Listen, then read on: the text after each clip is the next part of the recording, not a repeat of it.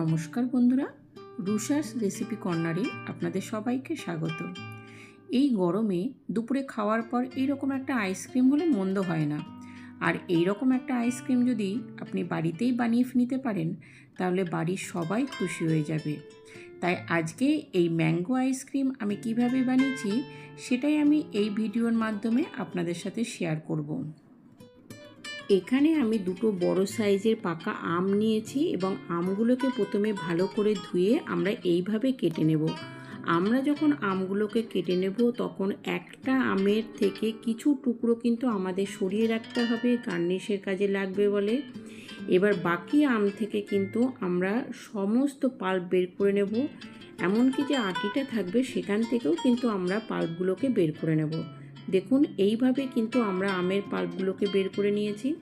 এবার এর মধ্যে কিন্তু 150 গ্রাম কনডেন্স মিল্ক দেব। দেখুন, দিয়ে আমরা একটা মিক্সিতে ভালো করে ব্লেন্ড করে নেব। মিক্সিতে ব্লেন্ড করার পর দেখুন এইরকম একটা মিশ্রণ কিন্তু আমাদের তৈরি হয়েছে। এরকমই করতে হবে এবং এই মিশ্রণ থেকে কিছুটা কিন্তু আমাদের সরিয়ে রাখতে হবে, গার্নিশের কাজে লাগবে বলে। এবার একটা পাত্রে আমি 200 গ্রাম ফ্রেশ ক্রিম নিয়েছি। সেই ফ্রেশ ক্রিমটাকে ব্লেন্ডারের সাহায্যে ব্লেন্ড করে নেব এবং সেখান থেকেও কিন্তু আমাদের 3 থেকে 4 চামচ ফ্রেশ ক্রিম সরিয়ে রাখতে হবে। এবার সেই ফ্রেশ ক্রিমের মধ্যে কিন্তু আমি যে আমের মিশ্রণটা তৈরি করলাম সেটা আমি কিন্তু পুরোটাই ঢেলে দেব, দিয়ে ভালো করে কিন্তু আমি মিশিয়ে নেব। দেখুন কিভাবে মেশাচ্ছি। এইভাবেই কিন্তু আমাদের ফ্রেশ ক্রিমের সাহায্যে আমের মিশ্রণটা মেশাতে হবে। দিয়ে এই রকম কিন্তু আমাদের একটা মিশ্রণ তৈরি হয়ে গেল। দেখুন কত সুন্দর একটা মিশ্রণ তৈরি হয়ে গেল। দেখুন,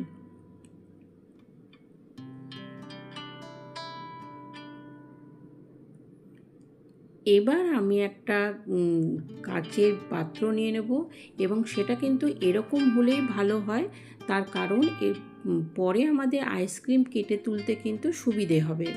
দেখুন যে মিশ্রণটা তৈরি হলো তার অর্ধেকটা আমি প্রথমে ঢেলে দেব, তারপরে যে আমের টুকরোগুলো আমি সরিয়ে রেখেছিলাম সেই টুকরোগুলো কিন্তু আমি এখানটায় দিয়ে দেব।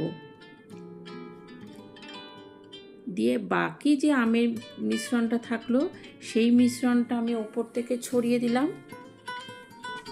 দেখুন ওপর থেকে আমি ছড়িয়ে দিলাম। এবার আমি যে আমের মিশ্রণটা সরিয়ে রেখেছিলাম সেটা আমি ওপর থেকে এইভাবে কিন্তু দিয়ে দিলাম।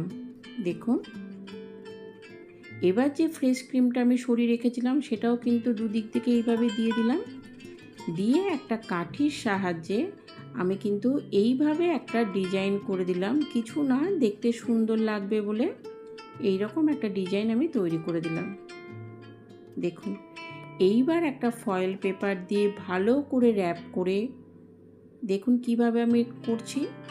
এইভাবে আমাদের করে নিয়ে আমাদের ফ্রিজে কিন্তু 6 থেকে 7 ঘন্টা রেখে দিতে হবে।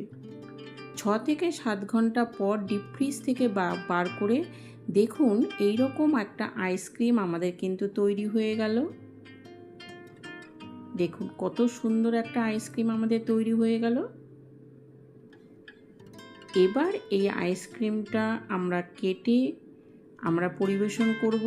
এর উপরে আমরা কিছু ড্রাই ফ্রুটসের টুকরো দিয়ে দিলাম, তার ফলে খেতে যেমন ভালো লাগবে তেমনি দেখতেও সুন্দর হচ্ছে। এবার কয়েকটা জাফরানের টুকরো কিন্তু আমি ওপর থেকে দিয়ে দিলাম।